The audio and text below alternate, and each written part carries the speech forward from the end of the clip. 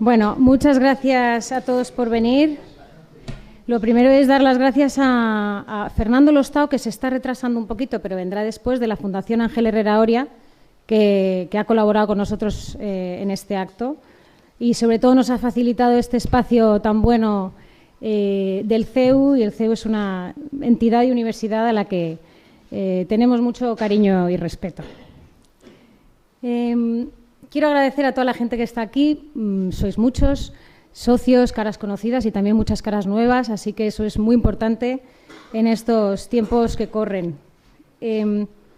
Muy agradecida a nuestros 5 invitados, de verdad gracias por estar aquí, por vuestro compromiso y generosidad. Ahora en breve daré paso a Diego Sánchez de la Cruz, que va a moderar el acto.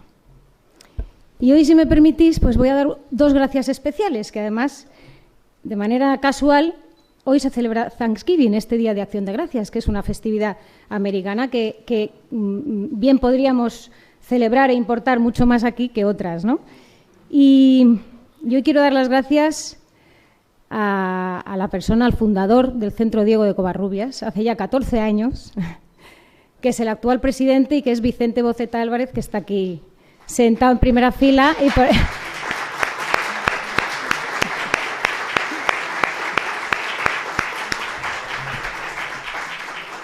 Gracias por por esa iniciativa y tu dedicación todos estos años. Y también quiero dar las gracias a nuestro vicepresidente actual, que es José Amengual Soria, que está aquí también con nosotros, porque sobre todo durante los últimos 2 años, desde que yo más o menos entré en la gestión, pues su apoyo y su dedicación han sido muy importantes, pues para que el centro continúe su labor y estar hoy aquí. Así que gracias, Pepe.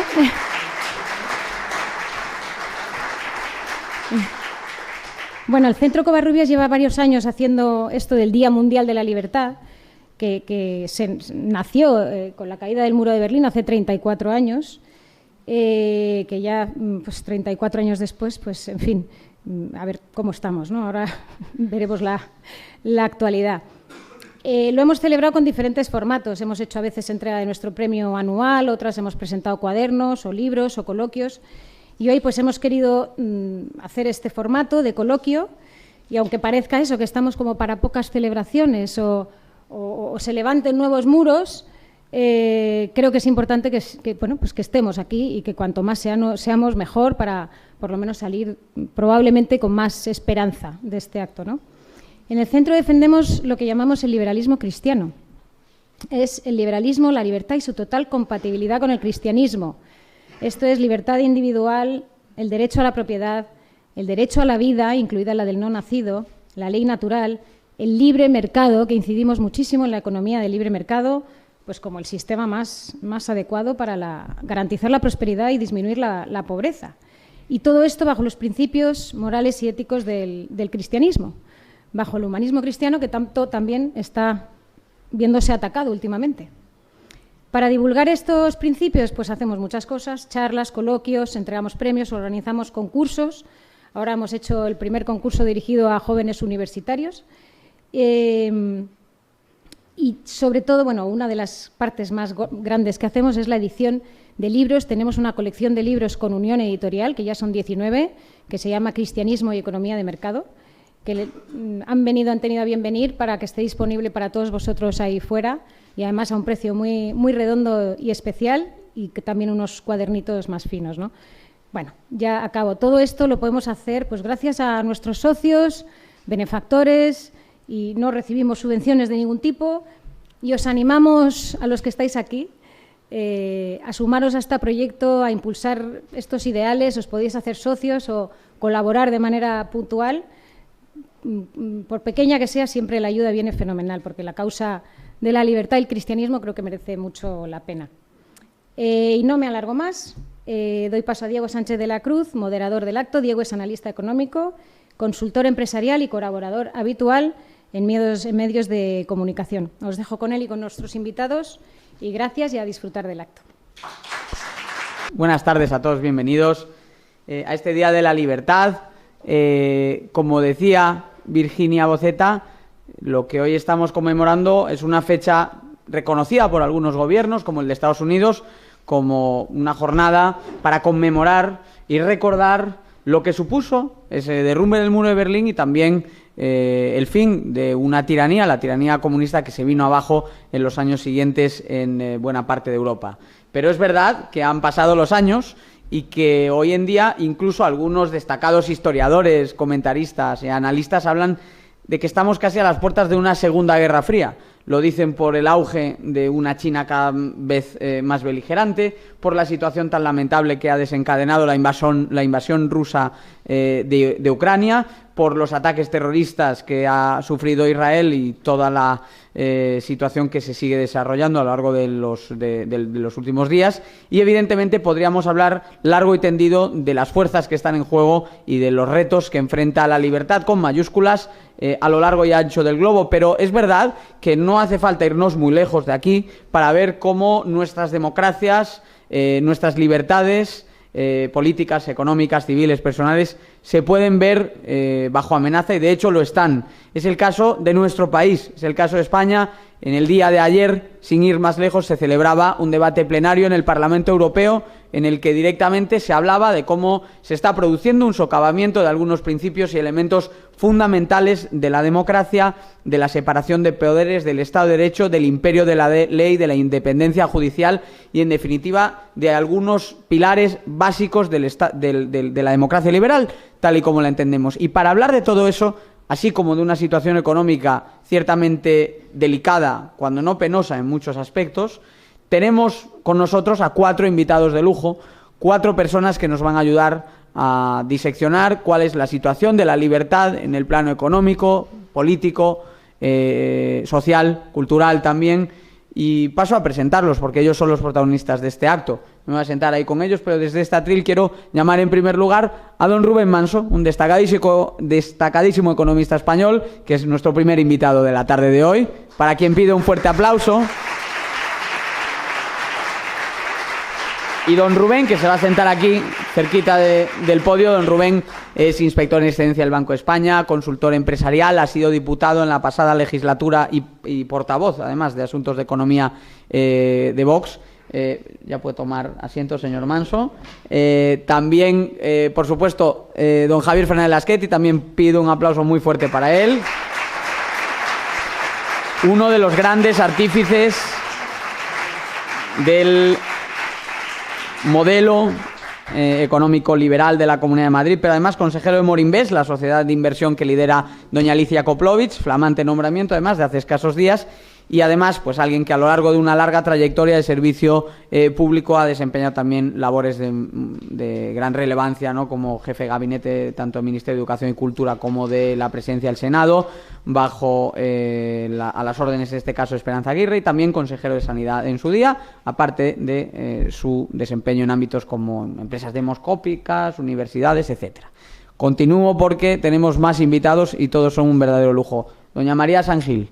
Un aplauso también para quien yo creo que es todo un referente para quienes nos hemos preocupado por la unidad de nuestro país, por la democracia, por las libertades, sobre todo cuando más hizo falta y sigue haciendo falta, francamente, defenderlas, como es el caso del País Vasco, donde tantas personas, compañeros de María, se dejaron literalmente la vida y donde María, además, por otro lado, desempeñó funciones de mucha relevancia, dando esa batalla, también desde la gestión, como teniente alcalde en su día del Ayuntamiento de San Sebastián, pero también desde la política, por ejemplo, al frente del Partido Popular Vasco. Además, María hoy en día es vicepresidenta de la Fundación Villa Cisneros, y en la actualidad es una de las personas que está impulsando todo el proyecto y las acciones de NEOS, que es otra de esas grandes asociaciones que tenemos ahora mismo, con mucha actividad y aportando mucho al debate.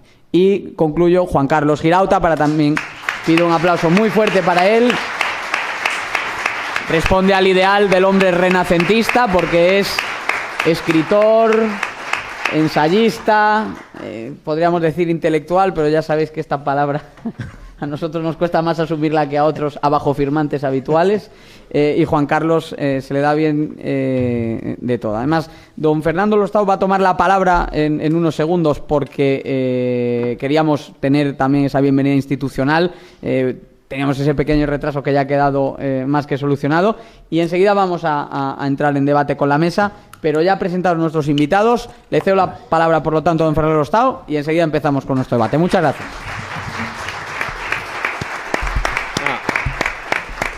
Muchísimas gracias y muy brevemente, porque yo creo que ustedes están muy deseosos, ¿no?, de escuchar la mesa tan importante en un contexto que ustedes conocen también o mejor que yo.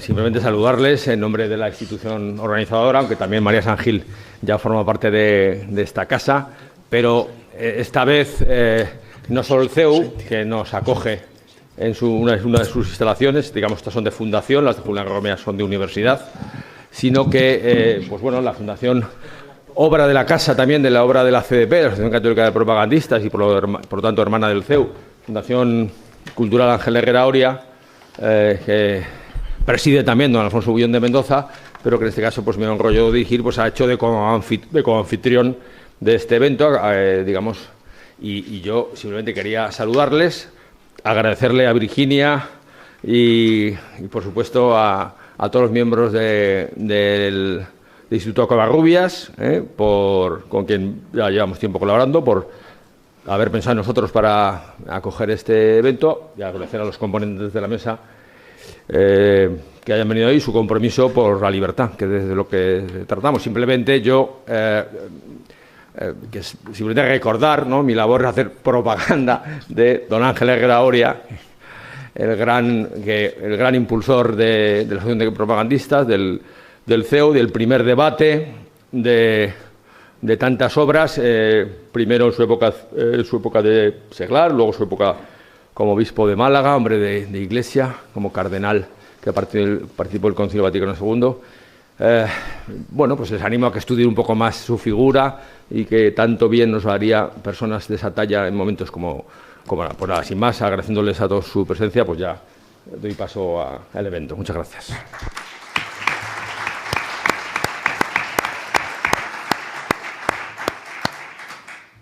Pues vamos allá con ello. En primer lugar, vamos a abrir un poco el debate, centrando un poco el diagnóstico y comentando la situación en la que nos encontramos. Y quiero empezar por Rubén. Has hecho un seguimiento exhaustivo de todos los indicadores de la economía española a lo largo de los últimos 4 años. Has protagonizado, déjame decírtelo, dejemos la amistad a un lado, algunas de las más brillantes intervenciones parlamentarias en todo lo que podamos conseguir referido al control de la acción de gobierno en el ámbito económico. Y dicho de manera más coloquial, le ha hecho un marcaje a la ministra Calviño a la altura de un defensa central del Real Madrid.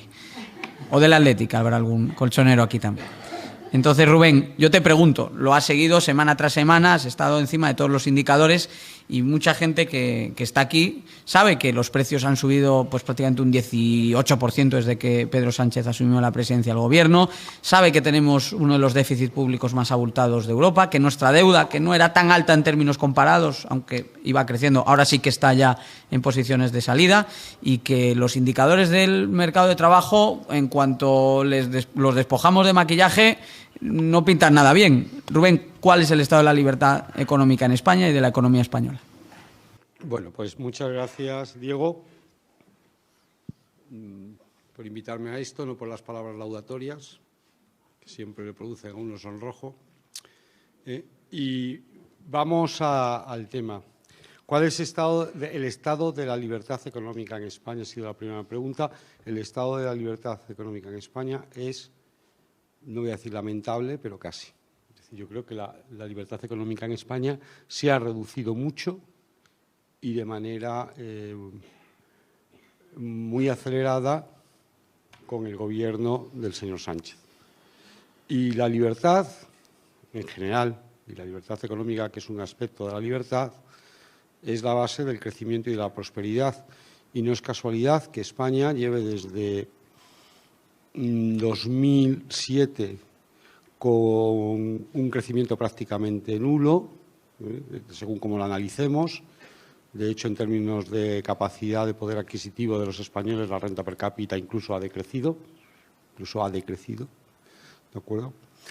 Y además ya llevábamos, antes de 2007, en los 27 años anteriores, un crecimiento que ya era deficiente, porque España, ahora se habla mucho de argentinización, pero me van a perdonar que presuma de que yo empecé a hablar de argentinización de España cuando llegaron los gobiernos de Cavallo.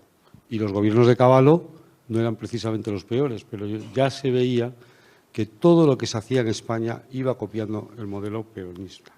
¿Y cuál es la situación de España? Bueno, pues la situación económica de España, como tengo muy poquito tiempo, lo sabemos. La ausencia de libertad y ha generado una falta gravísima de productividad y se ha intentado, lo vamos a decir así claramente, engañar a la población. Se ha intentado engañar a la población mediante un gasto público desaforado, que lo único que nos está generando es volver a incidir en el problema de productividad y de crecimiento, volver a incidir en el problema de productividad y de crecimiento, un incremento de la deuda, que lo de menos son los volúmenes, lo digo en serio, hay gente que a esto le sorprende, es el fuerte crecimiento que van a operar en los próximos años, ya empieza este año por primera vez, el servicio de la deuda, que prácticamente nos va a crecer en un 50% entre el año pasado y el 2027, y que va a obligar a este Gobierno, le guste o no, a realizar los recortes oportunos. Pero ya sabemos que este Gobierno habla siempre como si no gobernase, es decir, como si todo lo que ha pasado no fuera culpa de su actuación, sino que ellos acaban de llegar y se lo han encontrado y van a ser los que vienen a superarlo.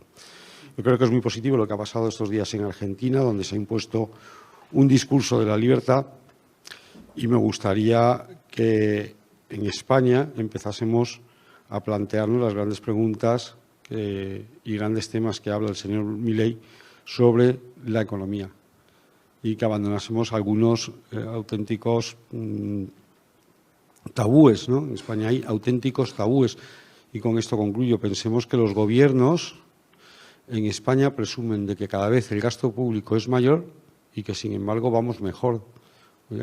No puede, sobre todo el gasto asistencial, que no puede ser que, si cada vez vamos mejor, las necesidades de gasto asistencial cada vez sean más elevadas. Eso no puede ser. Algo está fallando. Y el discurso del señor Milei es el discurso contrario, es decir, no queremos población subsidiada, queremos población libre, población que sea capaz de ganarse el sustento. Y eso solamente se consigue con libertad. Bueno, pues muchas gracias. Le quería preguntar a Javier también por el estado de la libertad económica, ya no tanto en España, sino en el mundo, ¿no? Porque desde esos cargos de responsabilidad que Javier ha ostentado en una región abierta, global como Madrid, él ha podido medir y comprobar el estado de los mercados, de la economía, más allá de nuestras fronteras. Y además, estamos hablando en el 34 aniversario del derrumbe del comunismo, y es verdad que en la primera década, la segunda década, se habían producido olas de, por un lado, democratización y por otro lado, de liberalización. Y parece que en ambos frentes no estamos dando pasos atrás. Muchísimas gracias a Virginia Boceta y al Centro Diego de Covarrubias, a Vicente Boceta, que me alegra mucho siempre verle, y a todos los que han venido esta tarde, y a Diego por la presentación. A ver, se cumplen este mes 34 años del, permíteme que te corrija, no fue la caída del muro, el derrumbe del muro, fue del derribo del muro. O sea, literalmente la libertad derribó el muro de la tiranía más completa que ha vivido jamás la humanidad, que tuvo que construir un muro para impedir la libertad de movimiento. Eso yo creo que no había sucedido jamás. Había habido muros para contener invasiones o con efectos fiscales, pero un muro para que no se te vaya la gente, no había sentido nunca nadie la necesidad, todo hay que decirlo, desde que las tiranías comunistas han descubierto que dejando salir a la gente, como está haciendo ahora Cuba o Venezuela, aflojan la presión interior, pues no, en ese punto no ha sido mejor. Pero la tiranía comunista fue siempre todo contra la libertad individual, la libertad de todas las clases, la que el personaje de Vasily Grossman decía que era la libertad de producir o de no producir, de escribir o de no escribir, de hacer cada uno lo que quiera hacer, ¿no? Y eso lo que reveló el derribo del muro fue junto a toda la miseria moral y el abuso contra cada una de las personas, fue también el desastre económico que es en sí mismo el socialismo y el comunismo. La Mises lo había escrito y demostrado en los años 30, finales de los 20, principios de los 30, la imposibilidad del cálculo económico, es decir, de que funcionara una economía racional bajo un sistema socialista en el que los precios no significan nada, en el que la demanda no significa nada, la oferta tampoco, ni hay propiedad, con lo cual no había manera. O sea, como Hayek también había demostrado en los años 30 y 40, solo bajo la coacción y bajo una coacción extrema, y ni aún así, porque es que al final resulta que la planificación económica, la light y la severa, no funciona nunca, ni ha funcionado jamás, ni va a funcionar jamás, la haga el gobierno que tomó posesión esta semana, que es lo que quiere hacer, ni lo haga cualquier otro gobernante, ¿no? Pero ahora tú me preguntas por el mundo ahora, y bueno, aparte de las cuestiones muy evidentes que has mencionado, de las consecuencias de la invasión de Ucrania o del ataque brutal de Hamás contra los israelíes, a mí hay una cosa en el mundo actual que me preocupa mucho, y es algo que viene de los restos del comunismo reconstituyéndose, ¿no? Y es cómo, casi sin darnos cuenta, en los últimos 10 años, ha empezado a extenderse una visión restrictiva del comercio en el mundo. Una visión como si el comercio en el mundo, el libre comercio, el libre tránsito de mercancías fuera algo negativo.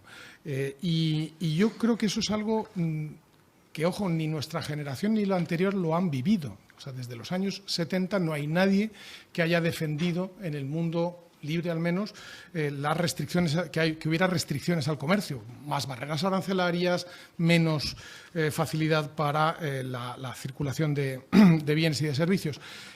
Ojo, que la historia de la humanidad está llena de conflictos muy terribles, cuyo origen en muchas ocasiones eran las restricciones al comercio. Pero es que yo además creo y a mí me influyó mucho un texto de Michael Novak, que leí hace un montón de años, que lo publicó Cato Institute, hablando de las virtudes morales del libre comercio. Es decir, el libre comercio genera, estimula y acrecienta virtudes que son esencialmente morales, ¿no? Y ahora, en estos días, me miraba una cosa de los doctores de la Escuela de Salamanca, entre ellos Diego de Covarrubias, lo tenían clarísimo en mediados del siglo XVI, cuando estaba empezando el comercio con Indias, y España era literalmente el centro del mundo, el centro del universo era España.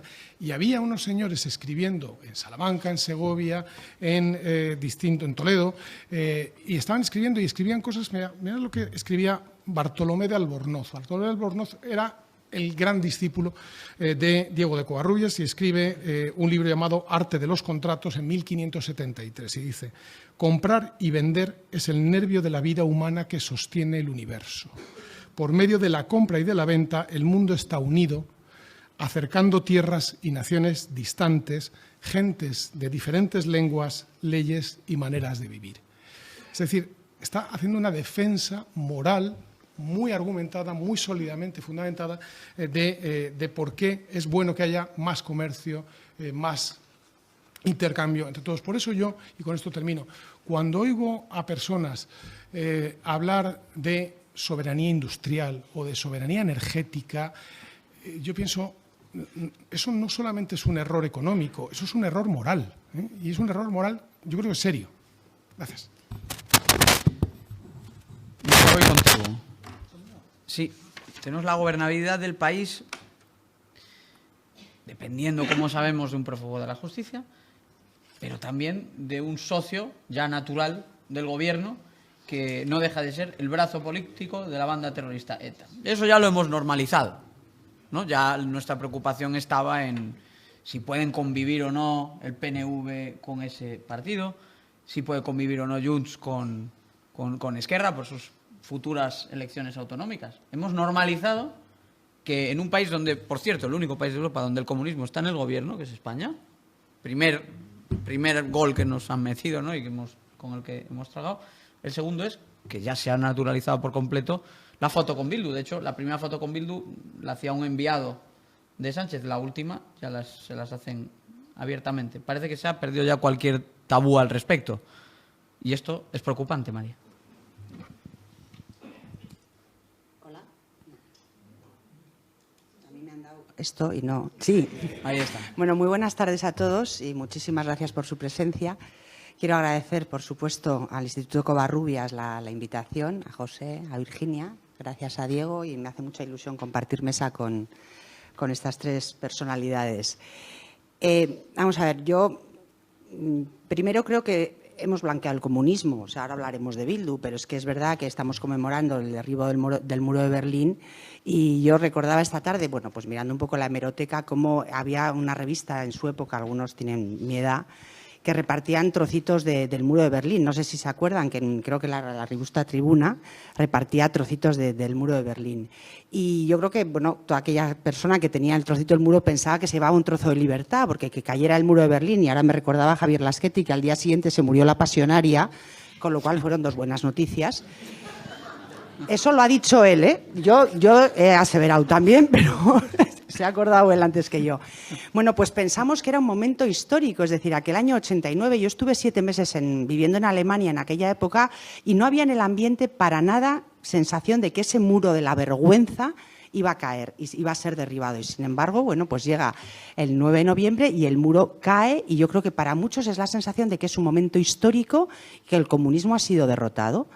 Sin embargo, ahora, 30 y tantos años después, vemos, como decía muy bien Diego, que en el Gobierno de España tenemos personas que se declaran y se enorgullecen de ser comunistas, que el comunismo sigue siendo, bueno, pues una ideología política absolutamente respetada y blanqueada, que no ha tenido su juicio de Nuremberg, porque es verdad que el comunismo ha generado más de 120 millones de asesinatos, y sin embargo, bueno, la gente no se avergüenza de decir que es comunista. Y esto tiene mucho que ver con lo que Diego me preguntaba. A Bildu también le hemos blanqueado. Es decir, vivimos en una sociedad en la que yo creo que hemos perdido un poco la pirámide moral. Hemos invertido nuestros valores, hemos invertido nuestros principios y normalizamos lo anormal. Si hace 20 años a cualquiera de nosotros nos dicen que Bildu va a ser un socio prioritario del Gobierno de la Nación, que Arnaldo Otegi, que ya estaba hace 20 años también, se le considera un hombre de paz, que le iban a parar por las calles de Barcelona, por ejemplo, para hacerle fotos, que es Arnaldo Otegi quien marca con Bildu la política de este país, porque ya en el año 2004, cuando llega Zapatero, ahí hay un doble pacto, es decir, ETA deja de matar y Zapatero cambia la sociedad de tal manera que Bildu, que entonces era Batasuna, pero que es lo mismo que es ETA al final, porque ETA no son solo los comandos, ETA además de los comandos es el partido político, los medios de comunicación, las empresas, bueno, hasta los clubes deportivos. ETA es una carcoma que se ha metido por todos lados. Bueno, pues en ese año 2004 Zapatero tiene muy claro que va a normalizar, va a blanquear lo que es Bildu, ETA, Batasuna, que les va a integrar en lo que es la vida política, social y cultural, y que quienes van a molestar al cabo de los años van a ser las víctimas y no los verdugos. Entonces, como sabemos cómo son los que están enfrente, yo creo que la pregunta es ¿qué vamos a hacer nosotros? Y como ya llevo mucho rato hablando, le voy a pasar la palabra para que lo responda, ¿eh?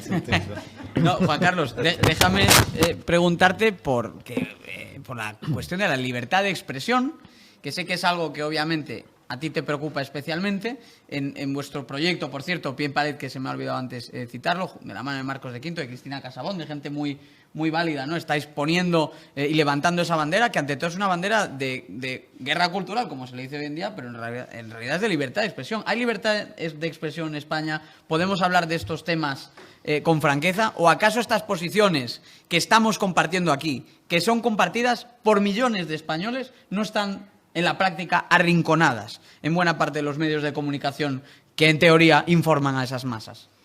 La libertad de expresión, bueno, primero, muchas gracias a todos por venir. La libertad de expresión está seriamente amenazada por la cancelación, que es una de las prácticas que distinguen a la nueva izquierda, la izquierda woke, la izquierda que carece de la cosmovisión que tenía la gente antes cuando era de izquierda, es una cosmovisión más o menos hija del marxismo. Digo más o menos porque en general no habían leído a Marx, pero bueno, los que lo habían leído pues tenían una cosmovisión marxista y los que hablaban de oídas pues la tenían de oídas. Pero era, digamos, era explícito que había que pasar por una dictadura del proletariado para llegar algún día al comunismo, donde simplemente el Estado no tenía sentido, ¿no? Bien, hoy la izquierda carece de una cosmovisión y la ha sustituido por un montón de causitas fragmentarias. Si tuviéramos más tiempo, explicaría cómo estas causitas fragmentarias están articuladas entre sí y responden a la adaptación de una izquierda que justamente se hundió en la época que estamos recordando, aquella época feliz, y fue cuando algún teórico con mucha visión, como es el caso del argentino Laclau, Ernesto Laclau, previó, digamos, cómo se debía adaptar la izquierda para recuperar la hegemonía cultural, que en definitiva es lo que la izquierda siempre ha sabido que hace falta para ostentar el poder y cuando lo pierde para volver a obtenerlo. Y ahí la derecha llega tarde, la derecha democrática, la derecha totalitaria no me interesa y debo decir que es muy minoritaria en nuestro país, es insignificante. Lo que no es insignificante es la pérdida del sentido de la libertad que ha sufrido la izquierda. En España ya no queda socialdemocracia. En España hay extrema izquierda, las posiciones socialdemócratas respetables las podría estar representando el Partido Popular, ¿no? No digo las respetables, aquí no hay ninguna broma, ni hay ninguna puya, ni nada por el estilo. Solo un pequeño detalle, ¿no?, sobre el tema de la libertad de expresión.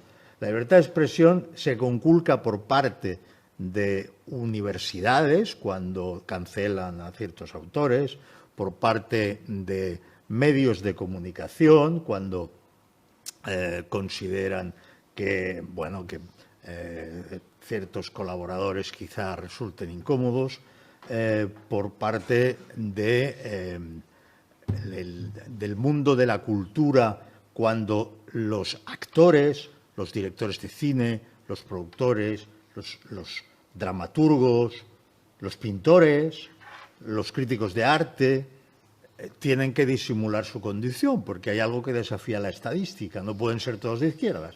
Son demasiada gente, la mitad tiene que ser de derechas. Sin embargo, esto es algo, digamos, que el muestreo exige que salga así, porque es mucha gente y, por tanto, es un muestreo significativo. Es obvio que todos hacen ver que son de izquierdas. Lo cual, digamos, hace 20 o 25 años habría preocupado menos. Ahora, dado que estamos ante una izquierda liberticida, preocupa más. Y quiero acabar diciendo que hace nada menos que 501 años que nació Diego de Covarrubias en la ciudad que ahora es mi ciudad. Yo salí huyendo de la locura del manicomio barcelonés en el momento aquel en que la gente paraba por la calle a Otegi para hacerse selfies con él como si fuera una estrella del rock. Cataluña se había desquiciado, se había vuelto loca, media Cataluña, pero era la media que tenía la plena hegemonía de los medios y de la cultura y de la universidad. Y tal. Pues hace medio milenio nace un señor, Diego de Covarrubias, que tiene una visión infinitamente más clara sobre el valor que Karl Marx y Friedrich Engels. Si queda un poco de tiempo, luego hablamos de la peregrina teoría del valor del marxismo, que es una de las grietas por las que se han perdido muchos marxistas que tenían honradez intelectual y que no han podido seguir ahí por esa falla. Digamos que había otra manera de llegar, ¿no? Que era la moral, el tejido moral del marxismo concibe un hombre que es una cosa moldeable, ¿no? Es ingeniería social, es la deshumanización, es el sacrifiquemos a nuestra generación porque ya vendrá alguna que será libre, es todas esas barbaridades. Pero bueno, algunos han salido solo por la vía intelectual, bien está, han salido, y precisamente en la teoría del valor es donde estaba la principal brecha. Gracias, Juan Carlos, también por esa mención, y el próximo año entiendo que, y este año, ¿no?, ha habido ya distintas conmemoraciones importantes de Diego de Covarrubias, ¿no? Van cumpliendo años nuestros escolásticos, ¿no?, porque se van a cumplir también ahora, creo que 400 años de no sé si el fallecimiento de Juan de Mariana. O sea, que estamos más o menos cumpliendo siglos, literalmente, de esos teóricos que eran mucho más modernos y que tenían ideas mucho más acertadas que las que escuchamos hoy en día. A tenor de lo que comentaba Juan Carlos, nótese ese disfraz de la nueva izquierda. Antes eran marxistas y orgullosos, ¿no?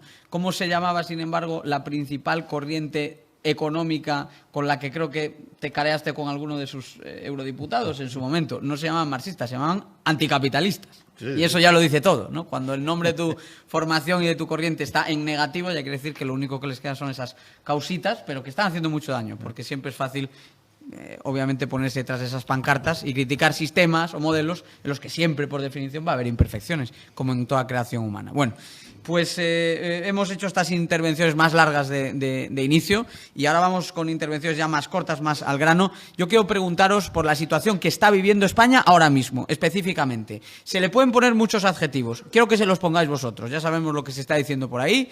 Se puede hablar de dictadura, se puede hablar de que no hay simplemente un cierto problema con la ley de amnistía. Es decir, poner la letra todo lo gruesa o todo lo fina que queráis, pero encuadradme, por favor, los 4 ponentes que estáis aquí hoy. ¿Qué está pasando en España? Pues se está usando todo tipo de terminología. ¿Cuál es la que, en vuestra opinión, se ajusta más a lo que estamos viendo? Rubén, y obviamente hablo de acuerdos de investidura, decisiones que afectan al Poder Judicial, ley de amnistía, etcétera.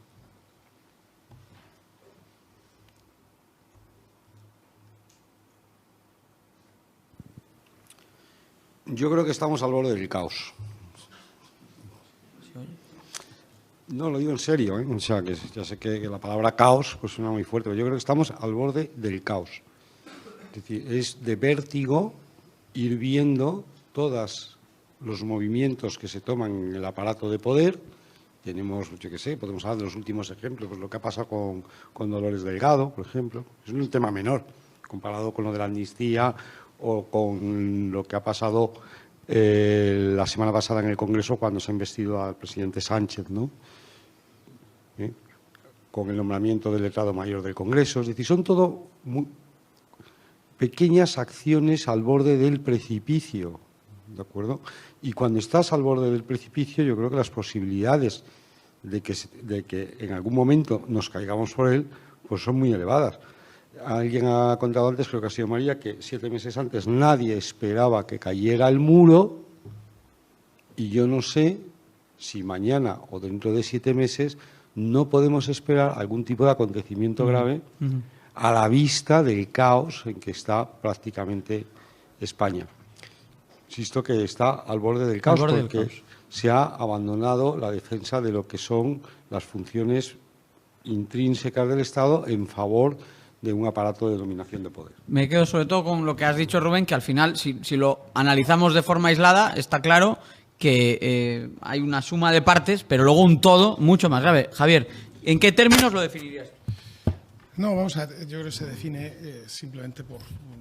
Al verlo, creo que se autodefine, ¿no? Y es de un radicalismo, y es una radicalización innecesaria que genera una tensión en todos los órdenes que naturalmente tiene consecuencias y no había por qué someter a España a una situación de extrema tensión como la que llevamos viendo en realidad los últimos 5 años, muy en particular, o los últimos 6, si incluimos el golpe de Estado de octubre del 17.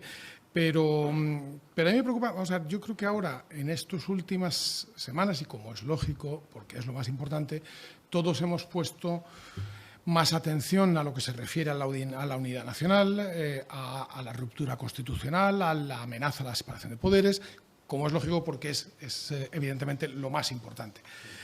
Pero yo creo que en los próximos meses lo primero que vamos a ver es un festival de medidas de radicalismo socioeconómico muy importante, que están en realidad bastante contadas en el pacto firmado entre el Partido Socialista y Sumar, que además muchas de ellas también aparecen en los pactos o con Esquerra Republicana o con Junts, y en el que no nos cuentan, pero es el importante de verdad, que es el de Bildu, ¿no? Pero ahí lo vamos a ir viendo, y vamos a ir viendo cómo cosas. O sea, en este momento, una España cuyo tejido económico y empresarial está no solamente resistiendo bien, sino funcionando bien, entre otras cosas, porque las empresas no están endeudadas. Claro, si ahora hay una burbuja, no solamente en España, por cierto, una burbuja es una burbuja de deuda pública. En realidad, en todo Occidente, los gobiernos se han puesto como locos a gastar un dinero que no tienen. Obviamente, se ha producido inflación, como se ha producido inflación, como toda la vida, es un fenómeno monetario y ya está, ¿no? Pero un país en el que desde que empezó la inflación, el tamaño de la deuda ha aumentado en 200.000 millones de euros. Desde que empezó la inflación significa desde que empezó la recaudación muy por encima de lo esperado, que es uno de los efectos de la inflación. Bueno, eso tiene que tener consecuencias. Cuando le añades, además, medidas cada vez más intervencionistas en la relación entre las personas que trabajan y las que quieren trabajar, las que ofrecen trabajo, buscan a alguien que trabaje con ellos, y las que quieren trabajar, vamos a verlo, es decir, la imposición de una jornada laboral con una determinada retribución. Eso no es una cosa que aparezca apuntada, no, tiene un calendario. El año que viene 38 horas y media, el siguiente 37 horas y media. Resultado, una empresa de 10 empleados, que es una empresa muy normal en España, pagará 10 nóminas, pero tendrá el trabajo correspondiente a 9 personas. Claro, y eso a ver cómo se resiste y eso a ver cómo se aguanta. Pues bien, le estamos aquí ya metiendo distintos factores muy preocupantes, ¿no? Nos habla Rubén de esa pendiente decreciente, ¿no?, que estamos recorriendo, cuesta abajo, acercándonos a ese precipicio. Lo combinamos con lo que comenta Javier. María, ¿cómo describimos el momento que está viviendo España sin medias tintas? Yo creo que fue en esta misma sala un día, en una charla que había en esta misma sala, en una charla que organizamos, se levantó una persona del público y nos dijo: yo vengo de Venezuela, vengo de su futuro. Y al principio todos nos quedamos... Y es verdad, y él nos contó que ellos en Venezuela siempre decían: nosotros nunca seremos como Cuba. Y decía, y ahora en España tienen ustedes que empezar a pensar que eso de decir que no van a ser como Venezuela, a lo mejor cada vez es una cosa que no se acerca a la realidad, porque se están ustedes acercando a lo que Venezuela es hoy en día. Yo creo que nuestra democracia está en peligro. Yo no soy una persona agorera, ni quiero ser dramática ni pesimista, pero a mí me parece que lo que hay que hacer es analizar la situación y ver lo que tenemos. Lo que no podemos es, como las avestruces, meter la cabeza debajo de la tierra y hacer como que no pasa nada. Hemos tenido 5 años de gobierno de Sánchez, apoyado por quienes ha estado apoyado. Y han sido 5 años donde sobre todo se ha potenciado y se ha fomentado la autodeterminación individual. Es decir, tú puedes hacer contigo lo que te dé la gana. Vivimos en una sociedad relativista, nihilista, donde cada uno hace lo que quiere. Yo con mi cuerpo aborto, yo con mi cuerpo la eutanasia, yo hago la ley del sí es sí, la ley de bienestar animal. Es decir, todas las leyes ideológicas que ha hecho este gobierno han sido para potenciar el ombliguismo, el que cada uno haga lo que le dé la gana. Y ahora vamos a tener un gobierno que sobre todo se va a dedicar a la autodeterminación territorial. Es decir, la ley de amnistía es prácticamente una realidad y lo segundo que vamos a tener es el tema de la autodeterminación. Lo harán como Quebec, lo harán con unas leyes que sean de ámbito nacional pero que se pueda decidir desde los ámbitos territoriales. Es decir, Pedro Sánchez está gobernando este país con aquellos que quieren destruir el país, que son separatistas, independentistas y terroristas. Esto no ocurre en ningún otro país democrático de Occidente. O sea, lo que pasa en España es absolutamente surrealista. Entonces, yo les decía antes que sabiendo y haciendo bien el diagnóstico de lo que tenemos enfrente, todos los que no estamos de acuerdo con eso, lo que tenemos que empezar es a reaccionar. Porque no podemos convertirnos en Venezuela por culpa de nuestra desidia y de nuestra indolencia. Entonces, la sociedad civil y los partidos políticos que lo puedan hacer tienen que asumir que estamos viviendo un momento político absolutamente determinante y que habrá que hacer algo para no tener que arrepentirnos en un futuro de no haber hecho cosas. Entonces, yo creo que cada uno sabe la responsabilidad que tiene, pero también tenemos que obligar a aquellos que tienen más responsabilidad a que en ningún momento se pongan de perfil y a que se colabore para intentar parar esto, que como yo les digo, espero que no llegue a hacerse realidad, pero si depende de Pedro Sánchez, de Puigdemont, de Junqueras y de Arnaldo Otegi, dentro de X años, no muchos, a España no la va a reconocer ni la madre que la parió, y ya lo dijo Guerra hace mucho tiempo. Y mire Guerra, lo que dice ahora. Sí, claro. Vamos a ver. La brecha de renta que tiene España ahora mismo con Europa está en niveles de los años 70, ¿vale? Para encuadrar un poco la gravedad de los problemas que tenemos. Y entonces, mi reflexión sería, un país que tiene un enemigo exterior, que sufre la amenaza de una guerra, que ve su existencia amenazada a diario, obviamente estaría bloqueado, no crecería, tendría que ocuparse continuamente de resolver esos problemas. España no tiene un enemigo exterior, España tiene el enemigo dentro de España.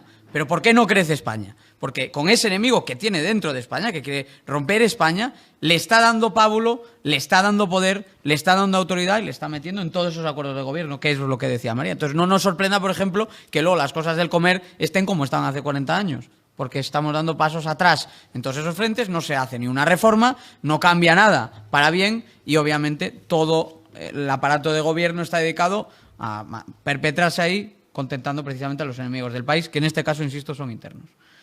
Bien, Juan Carlos, estamos hablando mucho de no resignarnos a lo que nos está pasando. Yo creo que aquí seremos de todos menos cobardes, pero, claro, como no vamos a ver la bota del Estado en el cuello de cada ciudadano pasando por las calles, porque así no funciona el autoritarismo moderno. Es más selectivo, es más civilino, es más difícil de perpetrar. No vamos a ver un muro levantado dividiendo en dos las ciudades o un checkpoint Charlie en cada esquina. No vamos a ver eso.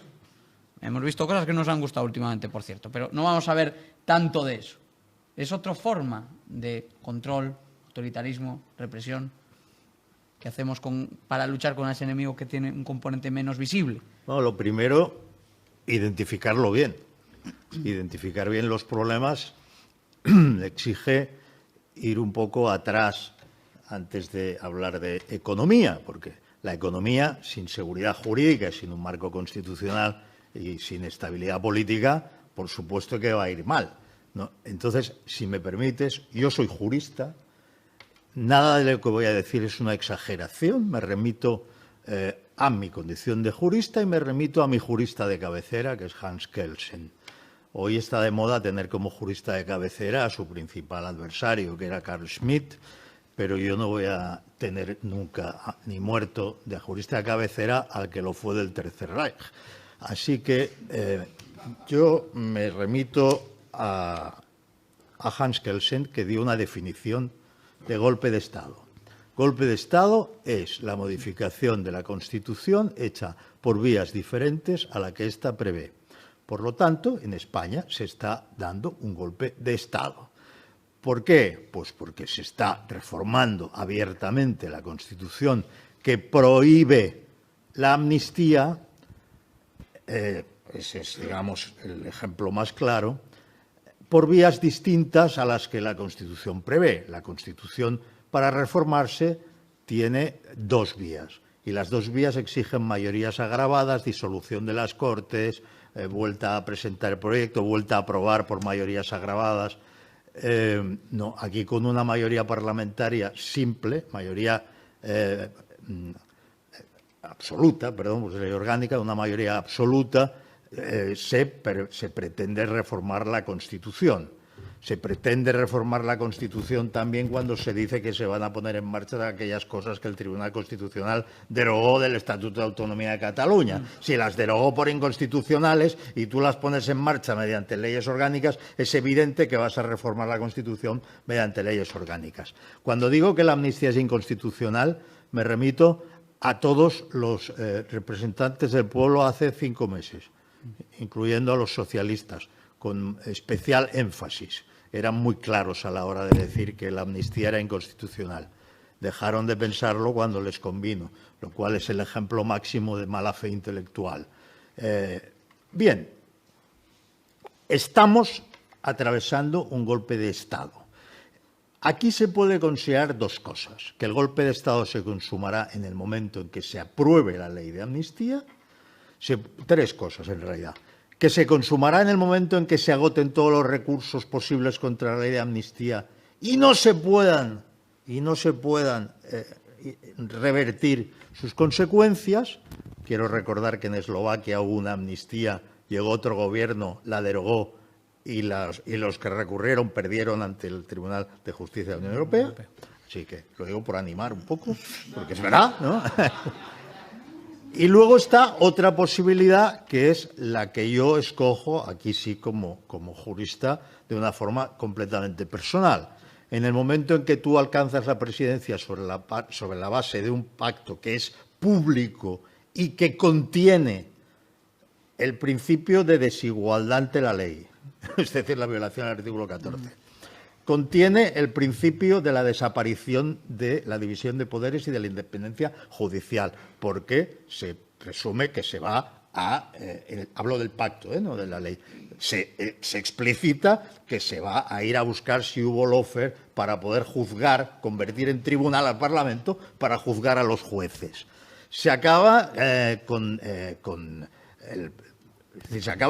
el principio de jerarquía normativa. Podríamos pensar unos cuantos más, pero cuando la investidura de X está basada en un pacto que está lleno de planteamientos inconstitucionales, amén de inmorales, ¿no?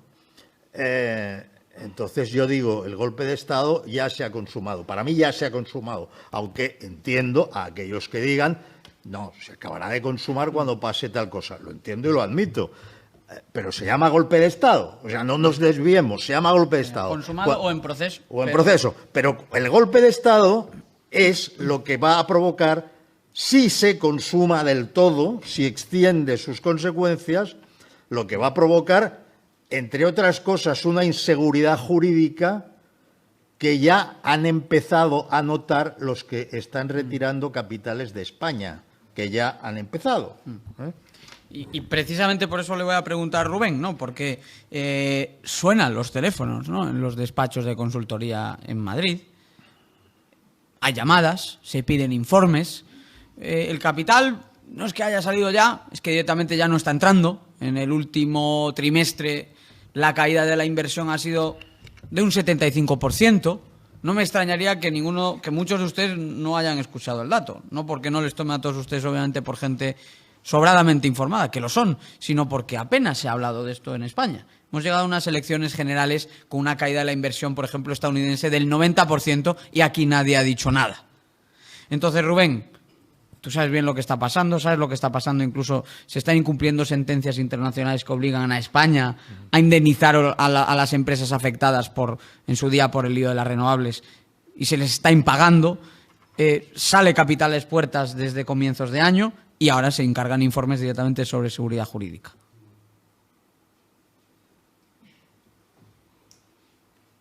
Bueno, vamos a ver, a los defensores de la soberanía a lo mejor no les preocupa que no entre capital, ¿no?, de fuera, pero vamos, yo soy un gran defensor del libre movimiento y circulación de capitales. Yo estoy de acuerdo con una cosa que ha dicho Juan Carlos, ¿no?, que la economía no es lo importante, la economía es el epifenómeno. Detrás del epifenómeno está la seguridad jurídica, es decir, la ausencia de libertades, la falta de seguridad jurídica, con ejemplos tan palmarios como los que ha puesto Diego Sánchez de la Cruz, que es el incumplimiento de los laudos internacionales, que provienen a su vez de incumplimientos del Estado español de su propia normativa. Es lo grave. Y detrás de empieza con el epifenómeno, es lo económico. Lo que hay detrás es todo el derrumbe del derecho, con mayúsculas. Ya no digo del Estado de Derecho, digo del derecho, con mayúsculas. Y hay algo que se derrumba todavía antes, aunque se aprecia todavía menos, o ahora mismo se aprecia menos, que es el derrumbe del lenguaje. Es decir, lenguaje, que es una institución social que está creada por la sociedad, el gobierno, el Estado, ¿no? Mejor dicho, el Estado, se lo apropia, lo cambia de sentido, y a partir de que cambia de sentido las palabras, cambia de sentido el derecho, deja de ser derecho y se produce el fenómeno económico que estamos todos viendo, que es el desastre.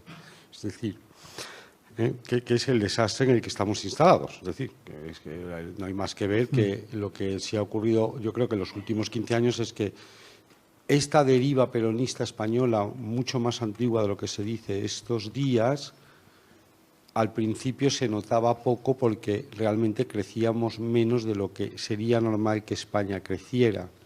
Y solamente cuando utilizabas rankings internacionales te ibas dando cuenta que España perdía posiciones. Desde 2007 esto se ha acelerado y ya no es que estés creciendo menos, no, es que estás decreciendo.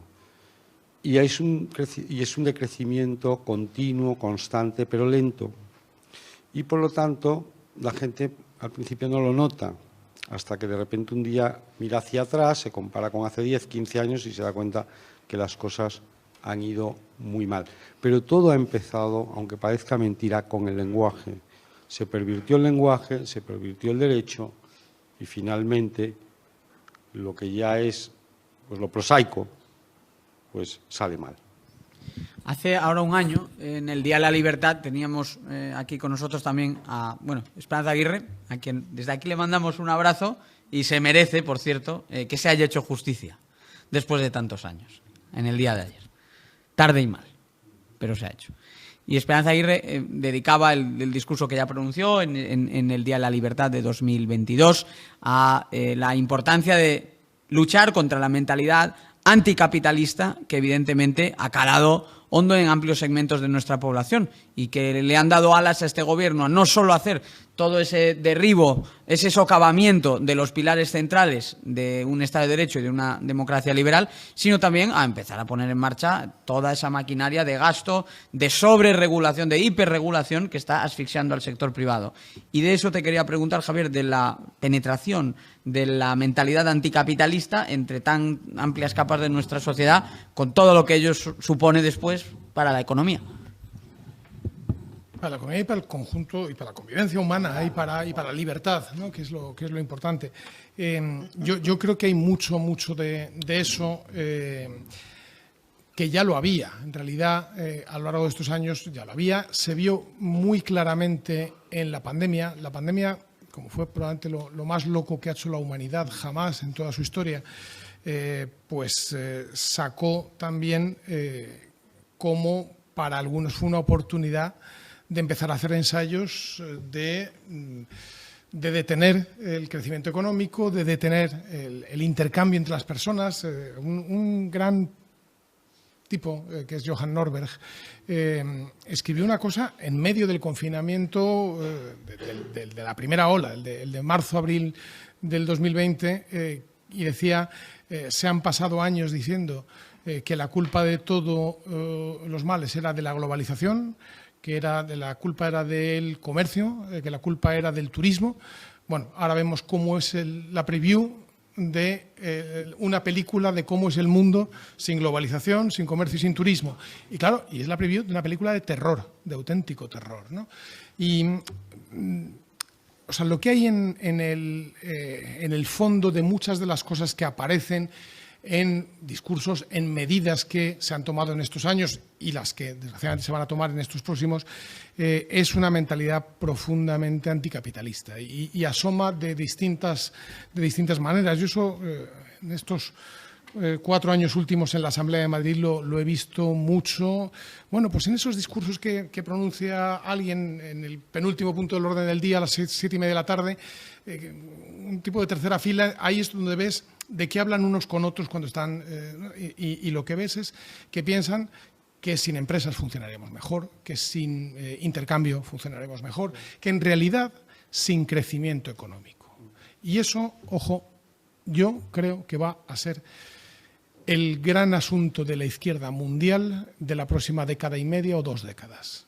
Vamos a ir viendo cómo defienden y articulan posiciones, medidas dirigidas a detener el crecimiento económico y explicar que se debe vivir mejor, la vida será más buena, esa apelación a la vida buena que no sabes, vida buena la que cada uno decida con su libertad y con su responsabilidad y su propiedad, ¿no?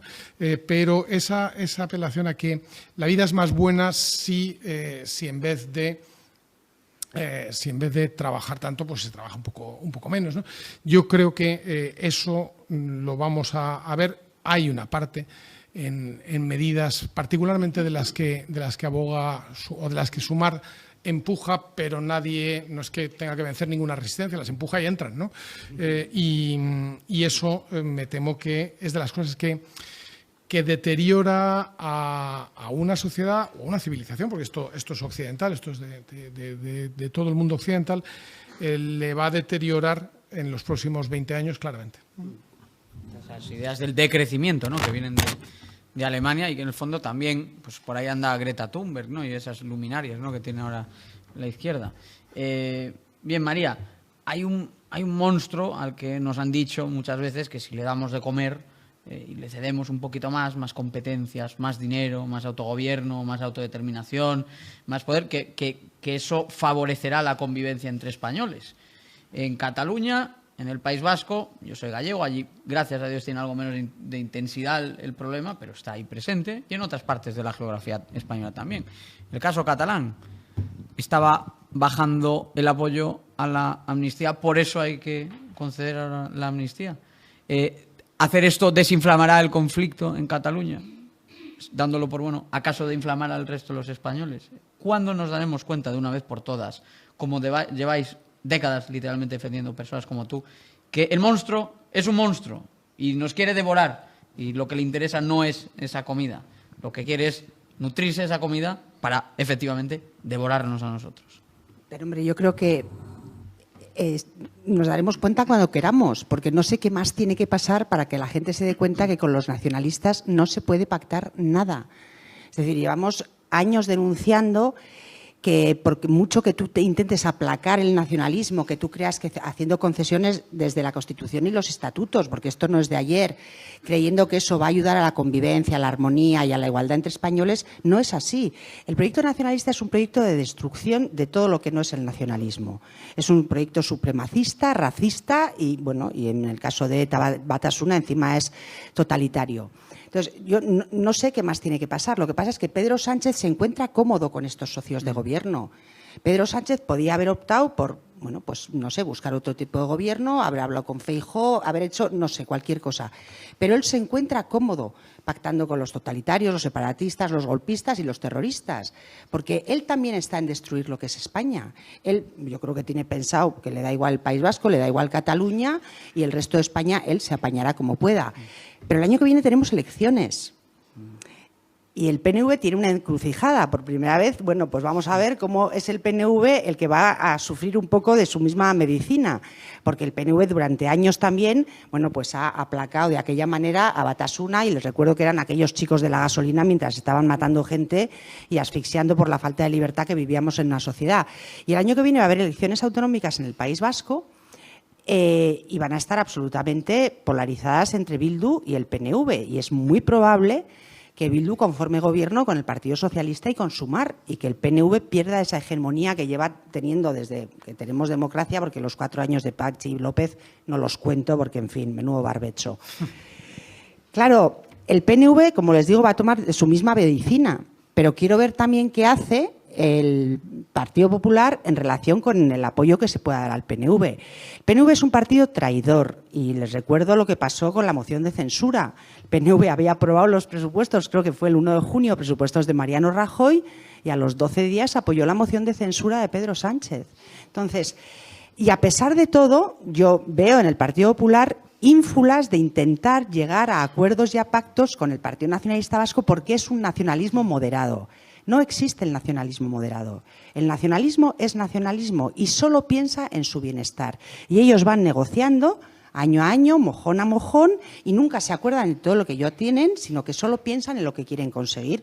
Lo último, las prisiones. Es decir, en este momento tenemos también la competencia de prisiones para que todos los terroristas de ETA tengan grados penitenciarios con beneficios que no se merecen. Entonces, yo creo que la sociedad española es suficientemente lúcida y sabe de su historia como para que llegue un momento en que pongamos pie en pared, y nunca mejor dicho, ante todo el abuso nacionalista que tenemos en este país. Es decir, no es normal que haya nacionalistas en Galicia, en Cataluña, en Navarra, en Baleares, en Valencia.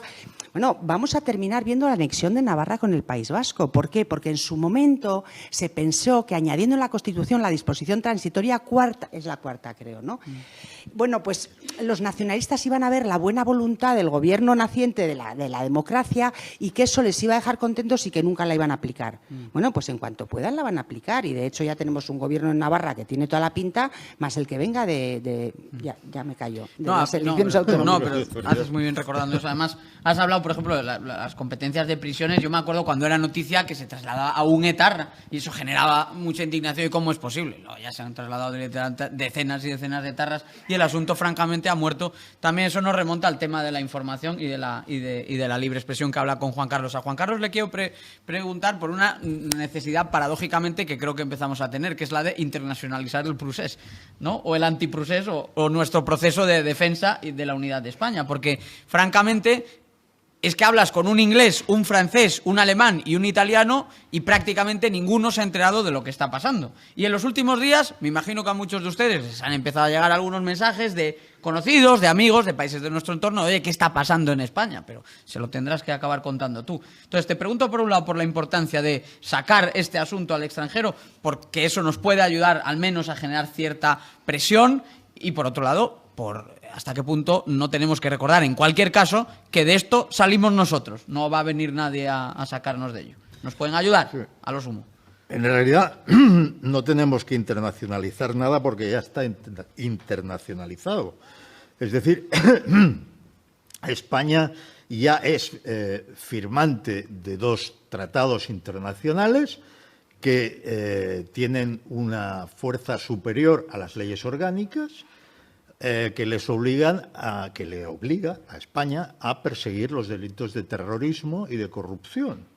Por lo tanto, cualquier juez, como bien ha observado Jorge Buxadé, que es un abogado del Estado, además es un eurodiputado de Vox, es un abogado del Estado, muy fino jurista, y lo ha publicado en El Debate, en un par de entregas, es que los jueces ya pueden inaplicar la amnistía directamente e invocar los tratados internacionales. Luego dice, hombre, para los que no tengan tanta presencia de ánimo, pues como mínimo planteo una cuestión de prejudicialidad, que es preguntarle directamente al Tribunal Superior de Justicia, al Tribunal de Justicia de la Unión Europea, si esto vulnera el derecho europeo, que por supuesto lo vulnera, porque, como es evidente, el derecho europeo, el Tratado de la Unión, para empezar, exige que se den las condiciones del Estado democrático de derecho o del Estado liberal, que conoce la democracia liberal tal como la conocemos, que no hace falta describir, y que aquí están incumpliendo. Una consecuencia evidente, pero que no he dicho, no quiero dejar de decir, de que de España viva un golpe de Estado, es que su gobierno es ilegítimo. Lo digo porque a veces la gente tiene miedo a las palabras, pero el miedo a las palabras lo único que nos provoca es que tardemos en reaccionar. O sea, si hay un golpe de Estado, hay un golpe de Estado. Si el gobierno te considera enemigo y no adversario político, que es lo que considera Media España, y por eso el presidente habló de levantar un muro, te considera enemigo. O sea, tú puedes ponerte como quieras, pero el gobierno te considera enemigo. Si te declaran la guerra, estás en guerra. Qué mal, yo soy antibelicista. Bueno, pues déjate aplastar, ¿no? Digamos, pero es conveniente definir las cosas en sus términos. Respecto a Europa, quiero decir una cosa. Mira, hay una Europa que fue el proyecto europeo, que fue fascinante, el de los padres de Europa, después de una guerra terrorífica, como no se había conocido nunca en la historia de la humanidad, pues se decide básicamente que Francia y Alemania no vuelvan a guerrear más. Y esto se consigue, lo cual es importantísimo, ¿no? Porque ha sido fuente de guerras mundiales, etc. Aquellos padres tenían en mente una Europa unida. Y si hubiéramos seguido en su filosofía y si no hubiera habido deslealtades, posiblemente yo estaría todavía defendiendo los Estados Unidos de Europa como defendí hace 10 años, los Estados Unidos de Europa. Claro, yo he visto demasiadas cosas como para seguir defendiendo los Estados Unidos de Europa. Yo entiendo que la Unión Europea es buena, que es mejor estar que no estar, que, por ejemplo, nos permite recursos jurídicos adicionales a los nuestros, porque si todo acabara en Pumpido, apaga y vámonos, ¿no? Menos mal que existen esos otros recursos, pero cuidado, las euroórdenes hay que cumplirlas, es obligatorio.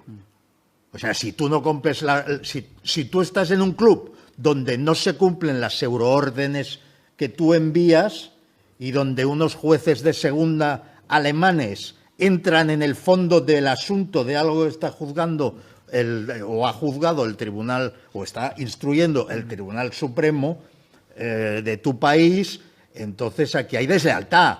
Si un tipo que es un prófugo de la justicia sobre el que pesan euroórdenes puede vivir en Bélgica sin que los belgas no solo no hagan nada, sino que digan hay que ver estos españoles qué pesados están, cosa que ya hicieron cuando se les pedía que entregaran algunos etarras. Y puede pisar Francia. Bueno, un momento. Entonces, cuando te das cuenta de que el principio de soberanía es irrenunciable, hay que combinarlo con el proyecto europeo, sí, pero es un club de estados soberanos y no me imagino a ningún país digno en Europa, de hecho no me imagino a ningún país de Europa más que a nosotros, permitiendo que se haga lo que se hace con España en términos, por ejemplo, de lo de Puigdemont, que se ha mantenido toda una legislatura ilegítimamente e ilegalmente como eurodiputado, contra todas las resoluciones. Y que, bueno, no me imagino ningún país digno permitiendo esto porque lógicamente, siguen manteniendo su idea de que la soberanía nacional es algo bueno. ¿Por qué? Porque reside en el conjunto del pueblo y eso es mejor que cualquier otro tipo de soberanía. Bien, aquí nos están hurtando la soberanía al sujeto soberano, que es el pueblo español. Y no sé ustedes, pero yo no me voy a dejar que me la hurten por la parte que me toca de pueblo español. Europa es Dante, Europa es Goethe, Europa es Shakespeare, aunque se hayan ido los ingleses. Europa es Cervantes. Nosotros somos más Europa que nadie. Europa es la moral y la cultura judeo-cristiana. Europa es la filosofía griega y el derecho romano. No podemos ser más Europa. Quizás somos el país más europeo de Europa. Hombre, que se note, porque la verdad es que desde que está el doctor Fraude en el poder no tenemos absolutamente ningún peso en la Unión. Pues muy bien. Bueno, hemos llegado...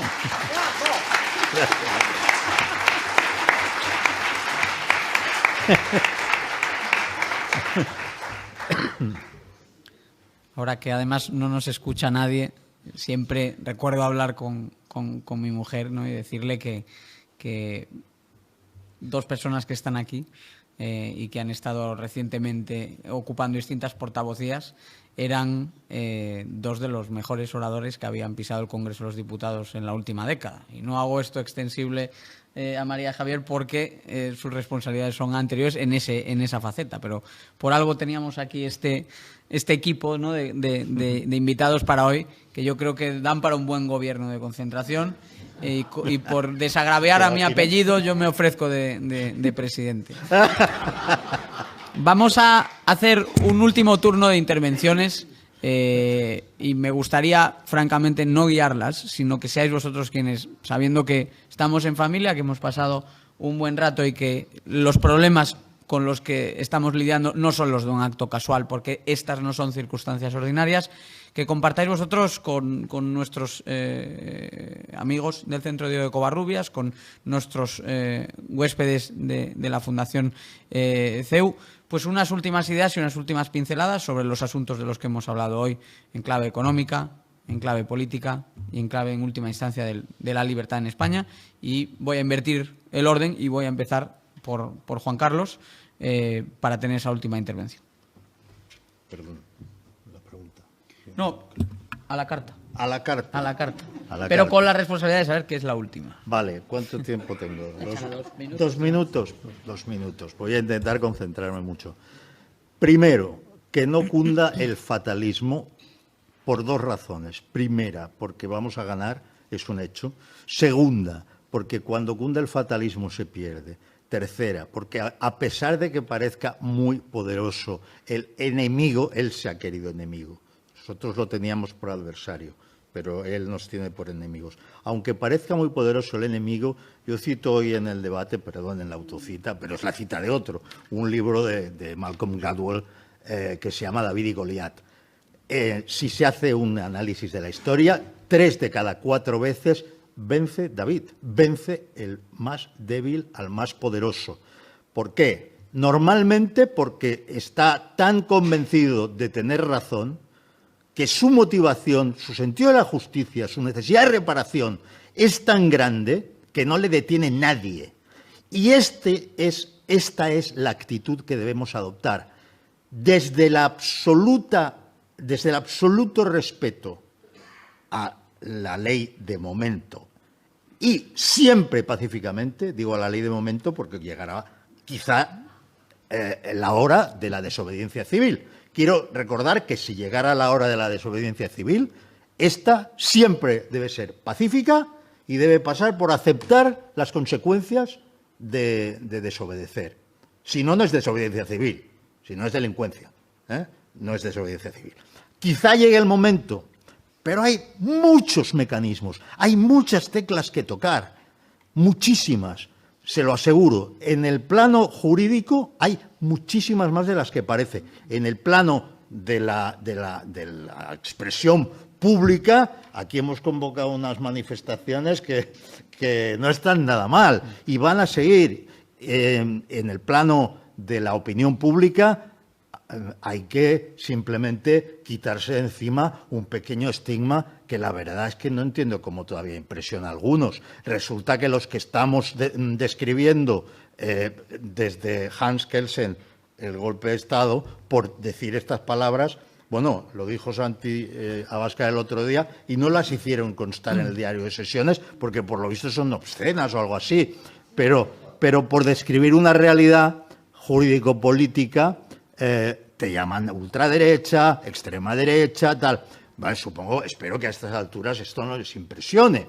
O sea, nosotros somos liberales aquí muchos, otros serán conservadores y otros serán liberal-conservadores. Pero, o sea, que el país que tiene en su accionariado un Estado terrorista como Qatar, por ejemplo, con el 4,99% de las acciones, pues no puede ir poniendo etiquetas porque las etiquetas se las ponemos nosotros. Antisemitas, filoterroristas, golpistas. O sea, que aquí todo el mundo sabe poner etiquetas. Así que no se impresionen mucho si les llaman extrema derecha. Gracias, Juan Carlos.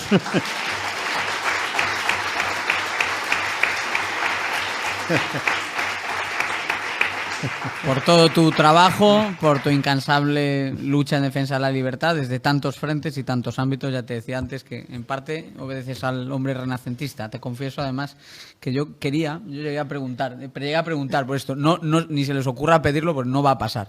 Yo llegué a preguntar por la acústica del auditorio porque le quería hacer una encerrona a Juan Carlos y pedirle que nos cantase Libre de Nino Bravo. No me lo sé. No sé si saben ustedes que esa canción está pensada por una historia del muro de Berlín. Me parecía bonito para terminar el acto, pero me han dicho que no hay buena acústica, o sea que hoy Juan Carlos no va a cantar. Pero ha estado de puerta grande. Gracias. Juan Carlos. María. Hablar después de Juan Carlos no es nada fácil. Entonces, yo añadiría casi nada a lo que él ha dicho y también dicho, yo creo que efectivamente no podemos ser fatalistas. Y luego diría que tenemos que ejercer la responsabilidad que nos corresponde, porque tenemos hijos y nietos, hemos heredado una sociedad determinada y tenemos la obligación de dejarle a las siguientes generaciones lo que nosotros hemos heredado y a poder ser mejorado.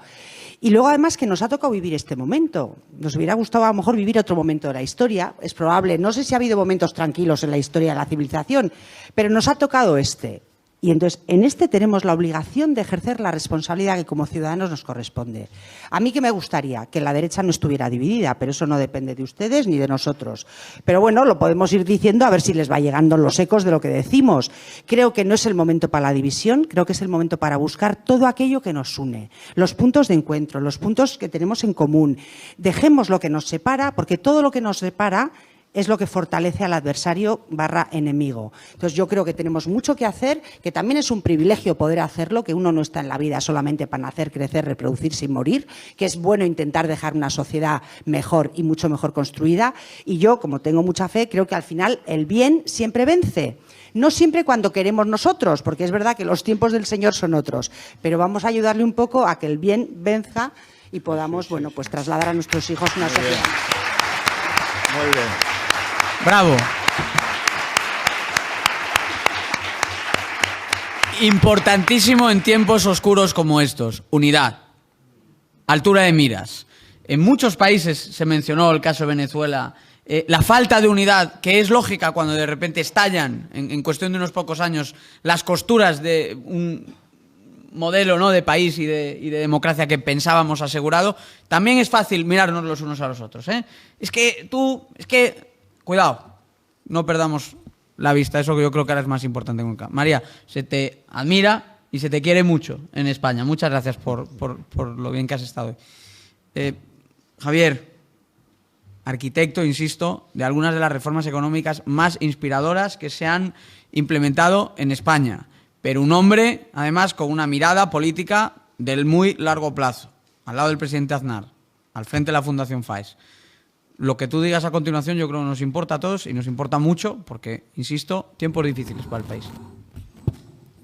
Pero que quede claro después de esto que acaba de decir Diego, que obviamente es amigo, que yo ni estoy ni voy a estar en política, o sea que no quede ninguna duda. Yo creo que lo que está sucediendo ahora nos debe servir para fortalecer aquello que da solidez a las ideas de los que creemos en la libertad, ¿no? Y fundamentalmente una, y es que el gobierno tiene que tener límites. Todos los gobiernos tienen que tener límites. Por eso los liberales defendemos un gobierno limitado. No es bueno que los gobiernos puedan hacer o se crean que pueden hacer cualquier cosa. Yo por eso soy liberal y de eso sí que no me apego. O sea, yo dejo de estar en política, pero no dejo de ser liberal, que en realidad es una expresión del deseo de no mandar más, sino de mandar menos, porque sea la gente quien conduzca sus propias vidas con arreglo a sus decisiones, que cooperen voluntariamente, que es lo que hace cada día todos los millones de personas que conforman las sociedades de todo el mundo y por tanto, proteger y reafirmarnos en esos principios que están por encima de todo de libertad, de responsabilidad individual, de propiedad, de imperio de la ley, de gobierno limitado, sabiendo además que eso llevado a la controversia política habitual. Eso, cuando se defiende, convence a mucha gente y le entusiasma, y lo hemos podido ver aquí en la Comunidad de Madrid y en la persona que lo ha capitaneado y que lo ha liderado con un éxito enorme y al mismo tiempo con una valentía enorme, que ha sido Isabel Díaz Ayuso.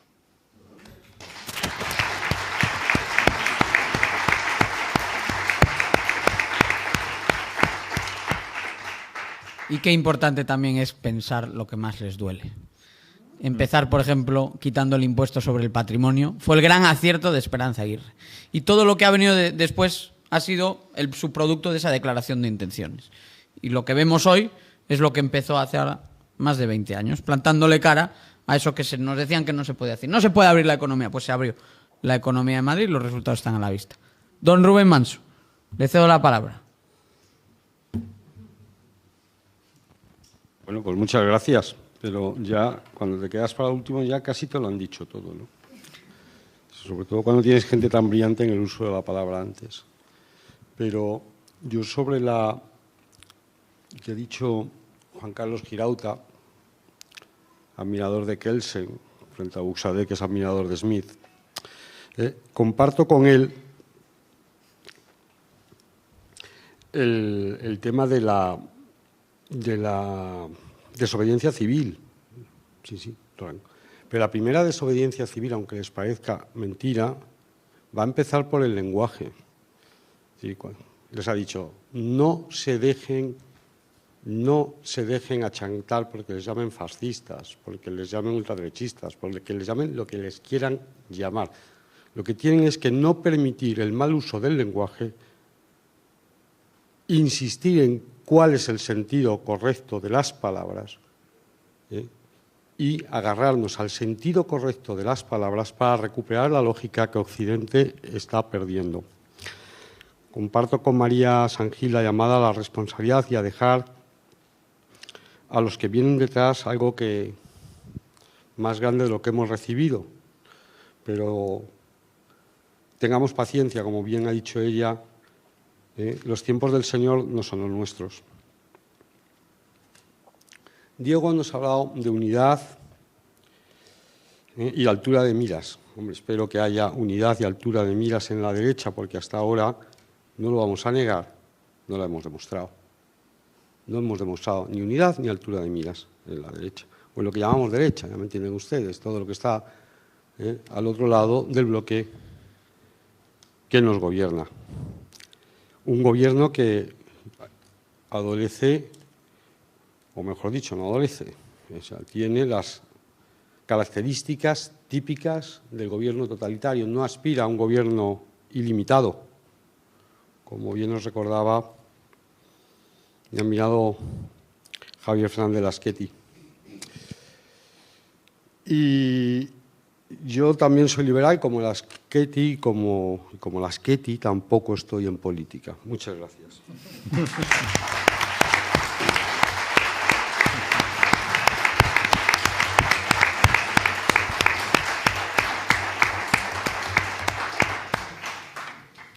...34 años hace ahora que se tumbó ese muro de la vergüenza, los debates han cambiado, las ilusiones que se hicieron muchas personas bien intencionadas, francamente bien intencionadas, sobre el final de la historia han quedado sobradamente refutadas.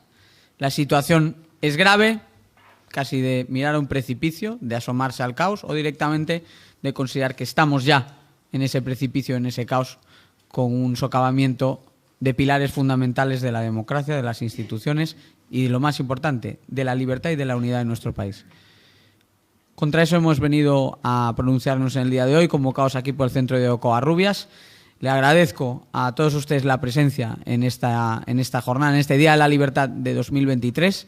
Les emplazo a seguir vinculados a todas las actividades que programa el Centro de Covarrubias. Agradecemos una vez más a la Fundación CEU también el podernos reunir aquí en su casa. Y a todos ustedes su presencia en el día de hoy, el deseo de vernos en futuras ocasiones y, desde luego, un recordatorio que luchar por estas ideas, luchar por estos valores y luchar por nuestro país no solo merece siempre la pena, sino que 3 de cada 4 veces ganamos. Muchas gracias.